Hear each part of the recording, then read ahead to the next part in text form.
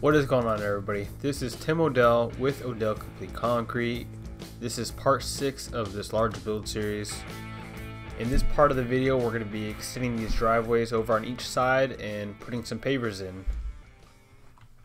The paver style the homeowner went with on this job was a Villa paver from Orco, and the color is Manor.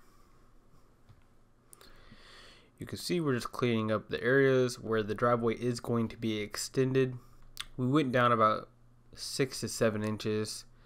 Make sure we have a good enough road base down below because cars will be driving over these pavers. If you are doing this for a more northern eastern area, you're most likely going to have to dig lower to get down below that frost line.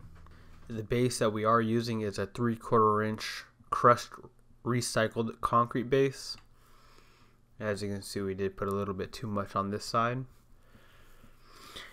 And then how we're getting this to the right height is we pull the string line from the beginning of the driveway down to the end at the same height, and we cut a board at 2 3/4 and just screeded everything back. We cut the board to 2 3/4 because we want to leave enough for the paver, which is 2 1/4. And then we also need to get about a 1/2 inch of sand so that we can lay the pavers flat and evenly across our bed of sand.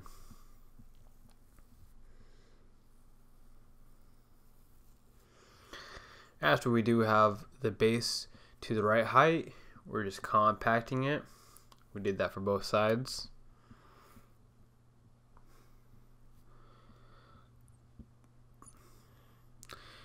And I'm finally back with that bait or that sand. Also, if you guys can see, there is a screeding rail, and that's just a 1/2 inch conduit pipe that I use to screed all of our sand off with. Now at this point the string line doesn't matter as much because I already screeded the bottom base to height. All I have to do is make sure that that screed pipe is about 2 1/4 from the base. Now when you do start to go and lay your pavers, it is very important to double check and make sure your area and where you're laying the pavers is square. See, I was assuming that the driveway and the sidewalk were already square.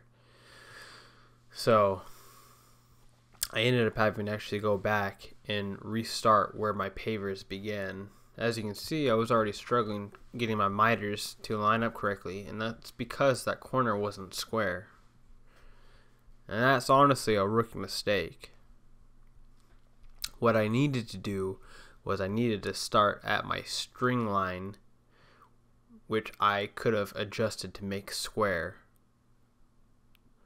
And that's actually what I eventually end up doing. I end up adjusting all of these pavers over because as I kept putting the pavers down, I kept noticing that they're not lining up perfect. So always make sure when you do start your paver pattern that you start off on a square area.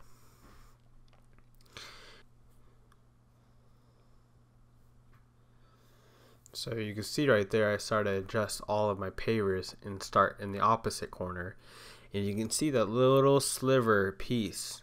That's how unsquare the driveway and the little sidewalk were.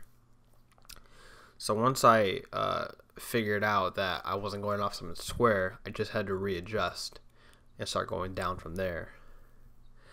And I'm not going to leave little sliver cuts right there. I'm actually going to just put bigger pavers and cut them so that it doesn't look unsquare like that and that there's no small slivers. And right there, what you just saw me do is I measured from the driveway over about 4 inches because that's the length of the pavers, and we are going to be putting the pavers in the long ways as the border pieces.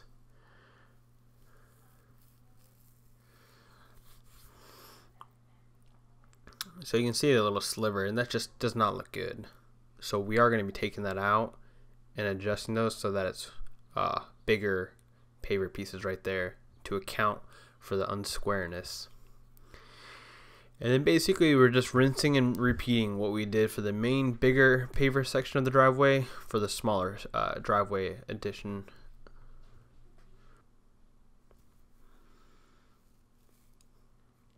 And then after we do have it all screwed out, we're just floating all the lines out in the sand.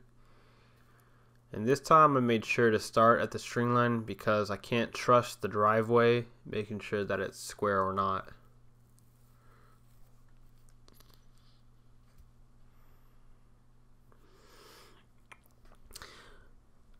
And then if you're wondering why there's gaps along the driveway area right there, well, I'm basically going to just cut a whole line down for the border pieces.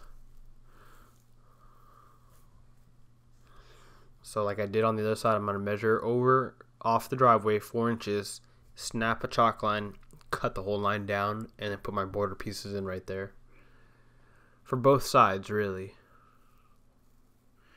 You can see we do have our nice miter angled cuts on the corners.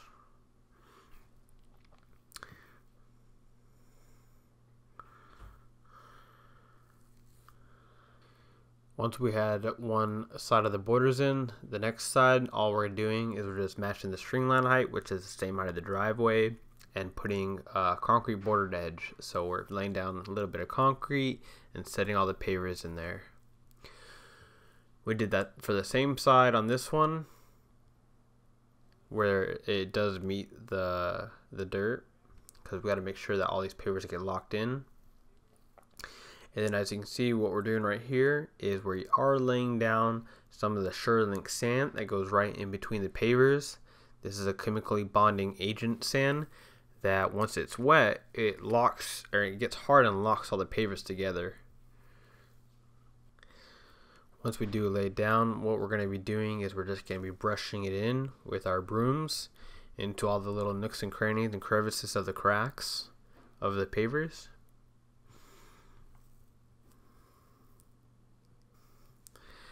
And then what I do like to do too, once I have spread the SureLink sand everywhere, I do kind of keep a light layer of sand all across the top layer of the pavers, so when I do compact, it'll kind of shake and vibrate the rest of the SureLink sand in. But this is basically the finished product of the paver install. You can see too at the end that there were no sliver cuts. I replaced those for large cuts and keeping everything nice and square. But anyways, I really do hope you guys enjoyed this video. Make sure you guys like, share, subscribe, hit the notification bell for next videos that we do upload. And thank you for watching. Have a great day.